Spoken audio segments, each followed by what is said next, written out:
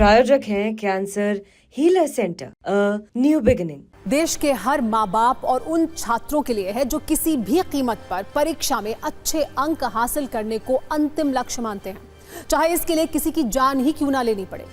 ऐसे में प्रश्न है कि क्या अच्छे अंक हासिल करना ही अच्छी शिक्षा है? क्या तमंचे की नोक पर टॉपर बन जाने से अच्छी शिक्षा मिल जाती है? ये दो प्रश्न उस घटना के बाद उठे हैं जब परीक्षा में नकल नहीं करने देने पर एक छात्र ने दूसरे छात्र की गोली मारकर हत्या कर दी। ये घटना बिहार के सासाराम की है।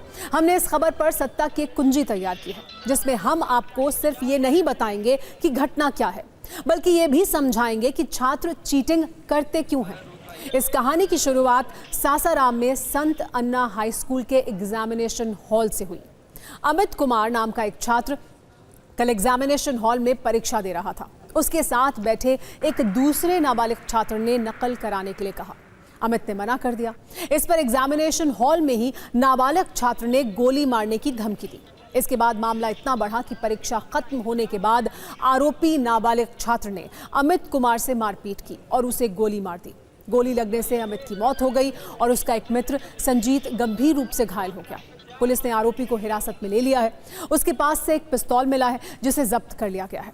इस घटना के बाद पीड़ित परिवार और इलाके के लोगों में गुस्सा है। गुस्साए लोगों ने कोलकाता बनारस नेशनल हाईवे पर आगजनी की और कई किलोमीटर लंबा जाम लगा दिया।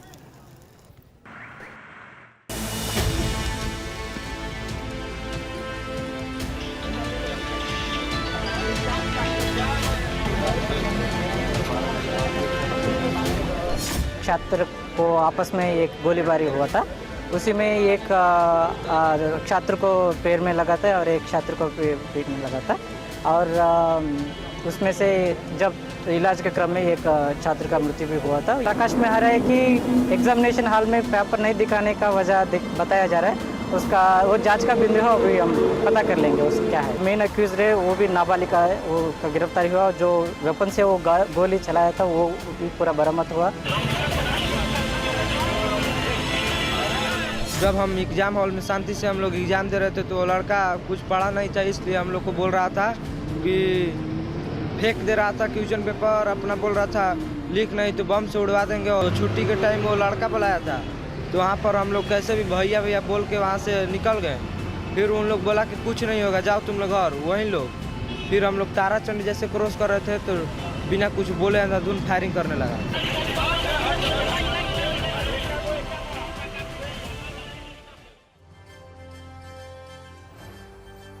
सरकार लगातार ये दावा करती है कि वो नकल रोकने और शिक्षा को योग्यता से जोड़ने की कोशिश कर रही है। नकल रोकने के लिए केंद्र सरकार से लेकर राज्य सरकारों ने अलग अलग कानून बनाए हैं, लेकिन नकल की शक्ति के आगे वो कानून बौने नजर आते हैं। बिहार में नकल और पेपर लीक इतनी बड़ी समस्या है कि 2024 में सरकार ने इसके खिलाफ कठोर कानून बनाए। बिहार में परीक्षा में नकल कराना संगीन अपराध माना जाता है। इसमें 3 से 10 साल की सजा है और 10 लाख से 1 करोड़ रुपए तक के जुर्माने का प्रावधान भी है। वैसे बिहार में नकल पीढ़ियों पुरानी समस्या भी है। इस पर रोक लगाने के लिए सबसे पहले 1981 में कानून बना था, लेकिन नकल करने या करवाने पर सिर्फ 6 महीने की ही सजा थी, जिसे बढ़ाकर अब 3 वर्ष से लेकर 10 वर्ष तक की सजा का प्रावधान कर दिया गया है। लेकिन इस कठोर कानून का नकल करने वालों पर ज्यादा असर अभी नहीं दिखा है। समझना यह भी जरूरी है कि बच्चे नकल करते क्यों हैं। ब्रिटेन में इस पर एक रिसर्च हुई। स्टूडेंट रूम रिसर्च की इस रिपोर्ट के मुताबिक 14% छात्रों ने स्वीकार किया कि शिक्षक ने ही नकल कराई। 33% ने माना कि उन्होंने कभी ना कभी नकल की है। 43% छात्रों ने गणित में और 19% ने अंग्रेजी में नकल की। 43% ने इम्तिहान के दबाव से निजात पाने के लिए नकल की और 28% ने परिवार के बेहतर रिजल्ट लाने के दबाव में नकल की। 18% ने इसलिए नकल की क्योंकि उनके दोस्त नकल करते हैं। सिर्फ भारत में ही नहीं, दुनिया के कई देशों में नकल रोकने के लिए अलग अलग तरीके अपनाए जा रहे हैं।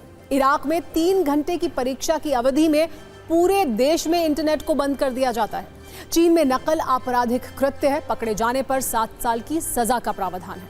मोरक्को में यह कानून है कि नकल करते हुए कोई छात्र पकड़ा गया तो उसे 2 वर्ष की सजा होगी। एक रोचक जानकारी ये भी है कि ये दावा किया जाता है कि तकरीबन 1000 वर्ष पहले दुनिया में सबसे पहले चीन में परीक्षा प्रणाली शुरू हुई और पहली परीक्षा में ही नकल की शिकायतें आम हुई। ये तब था जब नकल करने वाले और उनकी मदद करने वालों के लिए मृत्यु दंड का प्रावधान था। दरअसल बिहार परीक्षाओं में नकल के लिए बदनाम रहा है। 2014 की एक तस्वीर बहुत वायरल हुई थी जिसमें बिहार के वैशाली जिले के एक स्कूल में बड़ी संख्या में परीक्षार्थी नकल कर रहे थे और उन्हें नकल कराने के लिए जान जोखिम में डालकर दीवार पर चढ़कर मदद पहुंचाई जा रही थी। इस तस्वीर के वायरल होने के बाद बिहार की परीक्षा व्यवस्था पर गंभीर सवाल उठे थे। लेकिन सिर्फ बिहार ही नहीं, देश के अलग अलग हिस्सों से चीटिंग कराने की ऐसी तस्वीरें आती रहती हैं। यहाँ समझना यह है कि आखिर छात्र नकल करते क्यों हैं। दरअसल हमारे देश में योग्यता से ज्यादा सफलता पर फोकस किया जाता है। जानकारी और ज्ञानवान होना नहीं बल्कि ज्यादा नंबर हासिल करना महत्वपूर्ण होता है। शिक्षा व्यवस्था और सामाजिक व्यवस्था ऐसी है जिसमें कम अंक आने पर समाज में उस बच्चे को हीन भावना से देखा जाने लगता है। कम नंबर आने पर छात्र को बड़े कॉलेज में एडमिशन नहीं मिलता है, उसे अयोग्य मान लिया जाता है, जबकि ज्यादा नंबर हासिल करने वालों को समाज इज्जत देता है और कॉलेज एडमिशन देते हैं, फिर चाहे वो नंबर नकल करके ही क्यों ना आए हो। यानी साधन की शुद्धता वाला फिल्टर हमारी नैतिक व्यवस्था में है नहीं। इसीलिए माता पिता बच्चों पर ज्यादा से ज्यादा अंक लाने का दबाव बनाते हैं। दरअसल हमारे देश में लोग ये समझने के लिए तैयार नहीं है कि परीक्षा अंक हासिल करने की बजाय ज्ञान की जांच करने का एक स्रोत है। छात्र हमेशा सोचते हैं कि उन्हें अधिक से अधिक नंबर लाने हैं, लेकिन अंक प्राप्त करने की दौड़ में ज्ञान वाला रास्ता छूट जाता है और मार्कशीट में लिखे अंक ही जीत जाते हैं। अच्छे अंक प्राप्त करने की दौड़ में छात्र दबाव महसूस करते हैं और इस दबाव के कारण वो परीक्षा में अच्छे अंक प्राप्त करने के लिए गलत तरीकों का उपयोग भी करते हैं। कई बार इसके बाद भी सफलता नहीं मिलती तो वो आत्महत्या जैसे रास्ते चुनते हैं, जो कि पूरी तरह से गलत है। हर छात्र को अपने आसपास किसी ऐसे व्यक्ति की जरूरत है जो ये कहे, काबिल बनो, कामयाबी झक मारकर पीछे भागेगी। यानी छात्र पढ़ने पर ध्यान दें, सीखने पर ध्यान दें, अच्छे अंक जरूर आएंगे और नकल की कभी जरूरत नहीं पड़ेगी। काबिलियत को तमंचे की नोक पर हासिल नहीं किया जा सकता।